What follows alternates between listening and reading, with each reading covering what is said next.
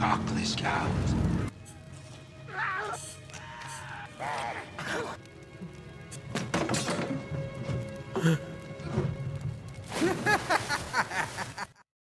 Have you ever seen someone freeze at the exact moment they are needed most? Not because they do not care, not because they are evil, not because they want to run, but because something inside them breaks before their body even moves. That is what makes Theon Greyjoy's ship attack scene so painful.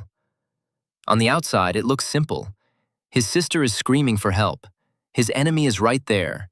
A sword is in his hand. This should be the moment where he becomes brave, charges forward, and saves her. But that is not what happens. Instead, Theon looks into the face of terror, hears the voice of a man who reminds him of everything that once destroyed him, and then makes a choice that many people hate, but many people also secretly understand. He jumps. And that jump is not just physical. It is mental. It is emotional. It is the moment a person's past beats their present. It is the moment survival defeats pride.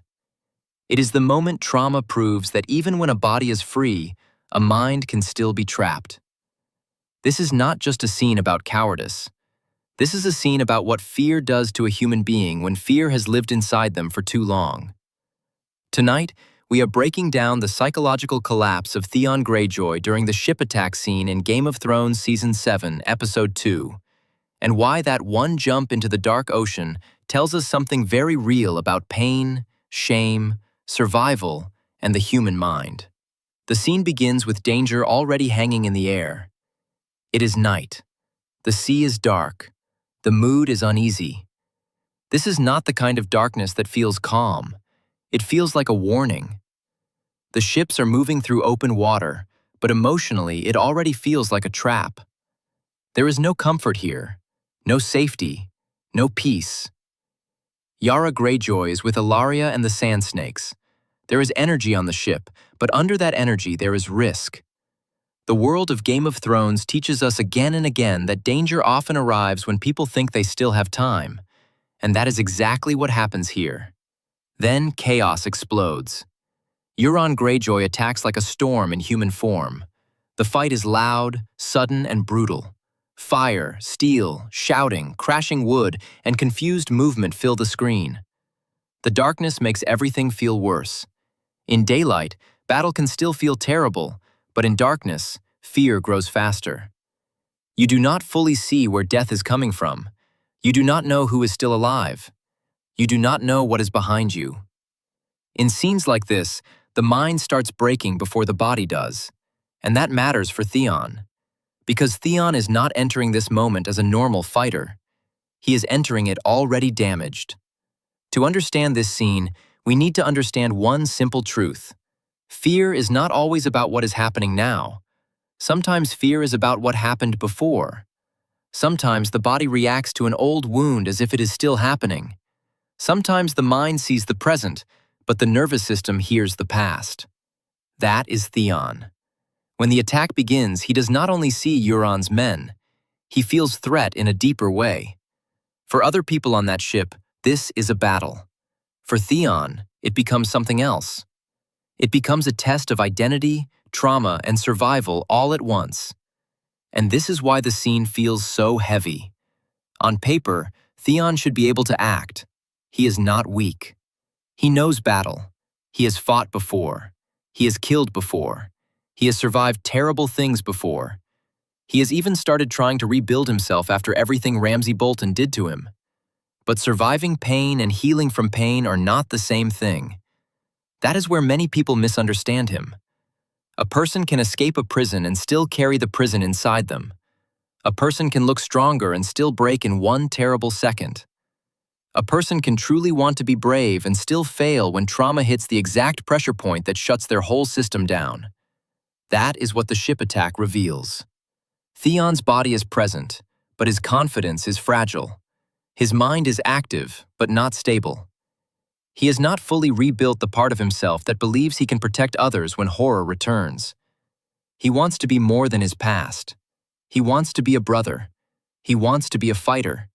He wants to be a man who does not run. But wanting and being are not always the same under pressure. Then comes the part that turns this scene from battle into psychological collapse. Yara is captured. She is in danger. She is calling to him. And Euron, cruel and clever, does not just fight Theon physically. He attacks him mentally. He humiliates him. He mocks him. He uses words as weapons. He makes Theon feel small. This is important because trauma is often triggered not only by pain, but by power. The feeling of being trapped, powerless, mocked, and broken can reactivate old terror faster than any blade. And who broke Theon before? Ramsay Bolton. Ramsay did not just torture Theon's body. He destroyed his sense of self. He humiliated him again and again. He made him afraid of punishment, afraid of pain, afraid of being seen, afraid of being himself. He turned fear into a permanent condition. Theon was not only hurt by Ramsay, he was trained by terror. That is why this scene matters so much. When Euron closes in, the moment is not only about Euron. Theon is facing a new enemy, yes, but mentally, he is also facing the memory of Ramsay. The shouting, the cruelty, the feeling of helplessness, the public shame, the threat of pain, the terror of being overpowered by a sadistic man. All of that comes flooding back. And when trauma returns like that, the brain does not calmly say, "This is different now." It says, "Danger, escape, survive." That is the terrible truth of trauma. It does not ask whether the reaction looks noble. It does not ask whether other people will understand. It does not ask whether a sister needs saving. It acts fast, sometimes faster than thought. Theon's face in this scene tells the whole story. He is not cold. He is not careless. He is not making a clean, selfish plan. He looks overwhelmed. He looks split apart inside. One part of him knows what he should do. Another part is screaming that he cannot survive this. This is why his choice hurts so much. Because we can feel the war inside him. There is a version of Theon that wants to fight. You can see it in the way he stands there, in the way he holds himself for a second, as if maybe he can push through. But there is another version of him, the broken version, the terrified version, the version shaped by captivity and torture. And that version is louder in the moment that matters most. People often think courage means feeling no fear, but real courage is action inside fear. The problem for Theon is that fear does not arrive here as a normal emotion. It arrives as a total system failure. His body is not just scared. His body is remembering. His mind is not just nervous. His mind is collapsing under old pain. And when that happens, many human beings do one of three things. They fight, they freeze, or they flee. Theon cannot fully fight. He cannot think clearly enough to hold ground. He cannot become the hero the moment demands. For a second, he freezes inside the pressure. Then he chooses the last option left to his broken survival system. He flees. He jumps into the sea. And this is the key moment of the whole scene. Because on the surface, it looks like failure. And yes, it is failure. It is a failure to save Yara. It is a failure to meet the emotional demand of the moment. It is a failure in the eyes of almost everyone watching. Even Theon himself likely knows this. But psychologically, it is more than failure. It is survival instinct winning over moral duty. That sounds ugly, but it is true. The human brain under extreme threat is not always heroic. It is protective. It tries to keep the body alive first. It is old, animal, fast, and deeply selfish when panic reaches a certain level. In peaceful moments, people love to imagine they will be brave in every crisis. But in real terror, especially terror linked to old trauma, human behavior becomes messy. Theon jumping into the sea is not inspiring. It is human.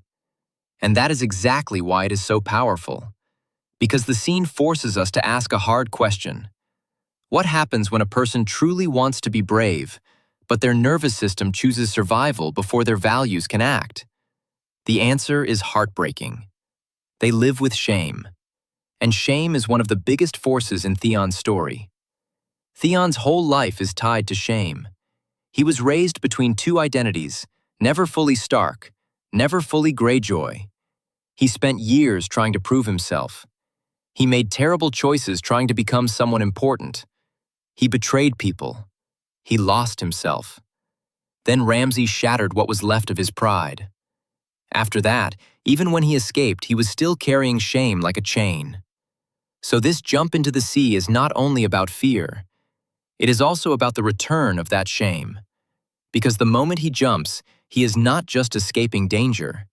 He is also confirming his own worst fear about himself. He is proving, at least in his own mind, that when the final test came, he broke. That is why the scene feels so tragic. If Theon were simply selfish, the scene would be easier to hate and easier to forget. But he is not simple. He is broken in a way many people understand, even if they do not want to admit it.